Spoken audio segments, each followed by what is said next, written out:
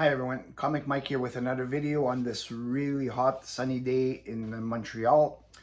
We're going through a little heat wave here in Quebec and many other areas in Canada. Very uncomfortable outside, but we got the air conditioning inside, so I'm comfortable here now. So today's video, we're gonna look into Harvey Thriller comics. I don't have many, but now I'm starting to look for some and pick up a few when I find really nice ones that I have. Now Harvey um, is it's known for Casper, Richie Rich, characters like that, cartoony characters, but they did make several attempts of superheroes or other kind of characters. So we're gonna. I only have five, and those are the five I'm gonna show today. So we're gonna take a look at the first one. Casper's Spaceship, number one. This one is from 1972. Ran 5 issues. Uh, there's multiple stories with the typical Harvey characters. You got the friendly trio, the ghostly trio, Nightmare the horse, Wendy, Spooky, and of course Casper.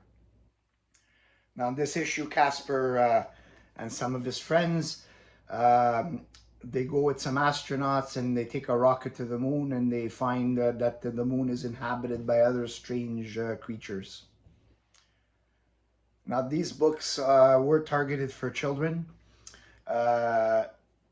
so finding them in high grade, it's a bit harder. I have found some. This one is like a mid grade, but like I said, any comic that was targeted for children usually is always harder to get in a nice high grade. Next. This is a strange character. It's an origin and first appearance. Big Hero Adventures number one. Jigsaw, Man of 1,000 Parts. Now this one only ran 2 issues.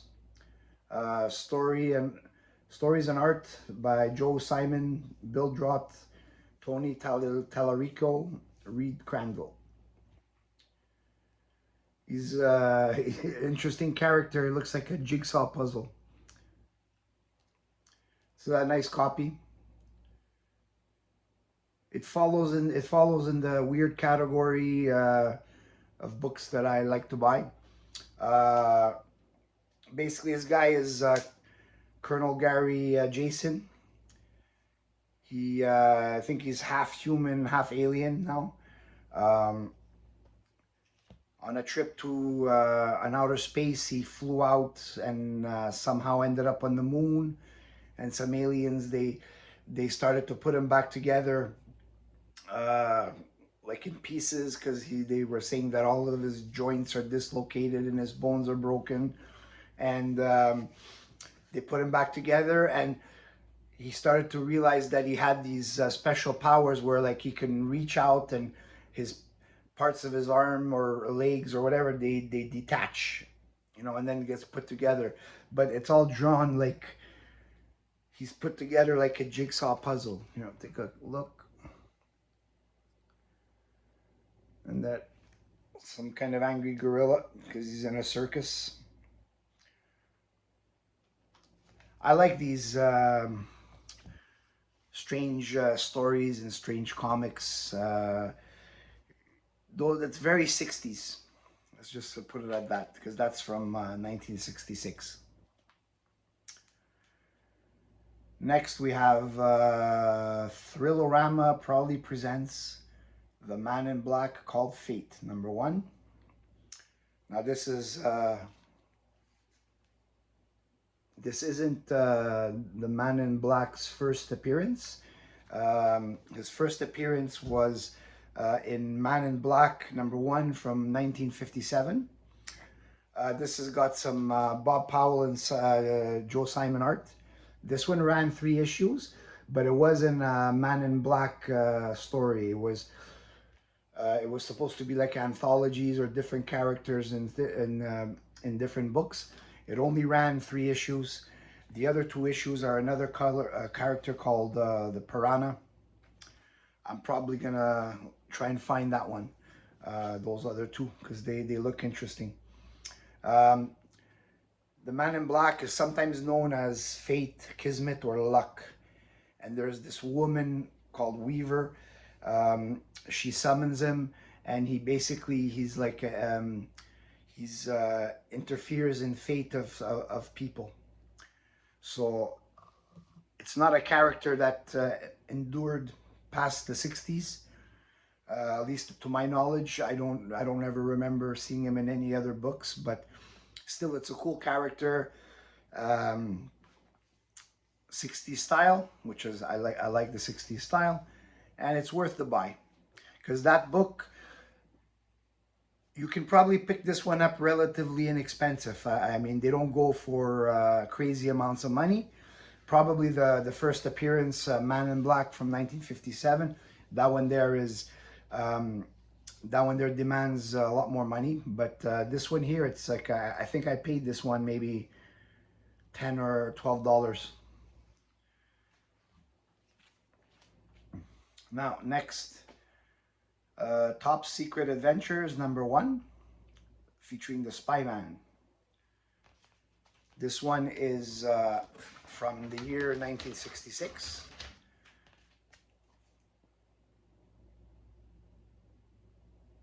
And this one is also the first professional artwork of Jim Steranko.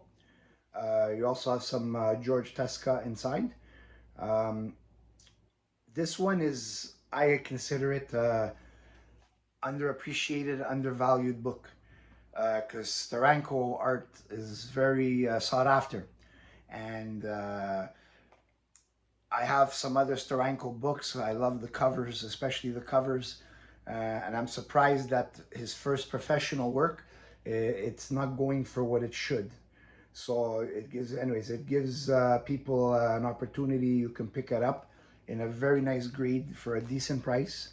And one day, probably people will, get to that one there and say, hey, you know what, this book is something that we want because it's Steranko's first professional artwork. So you can consider it sort of a spec book. I mean, we'll see. Because after all these years, if it hasn't gone so high, maybe it won't. But that's fine because I still like it to have it in my collection. And next we have another book that I consider an underappreciated book, and undervalued.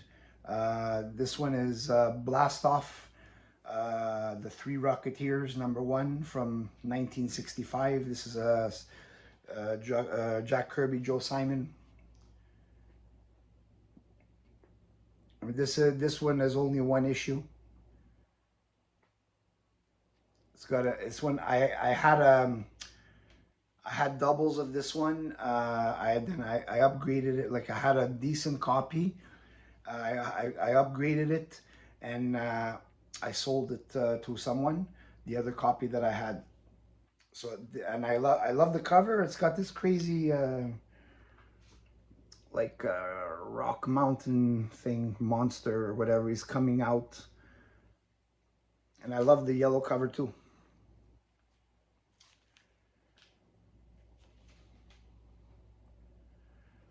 That's it for those books.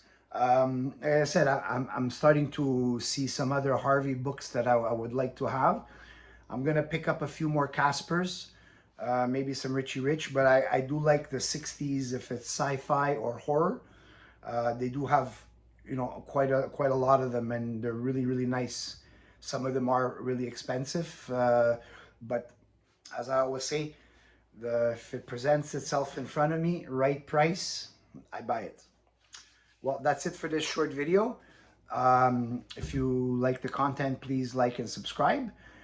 Feel free to ask any questions, leave a comment, and I'll see you on the next video. Thanks.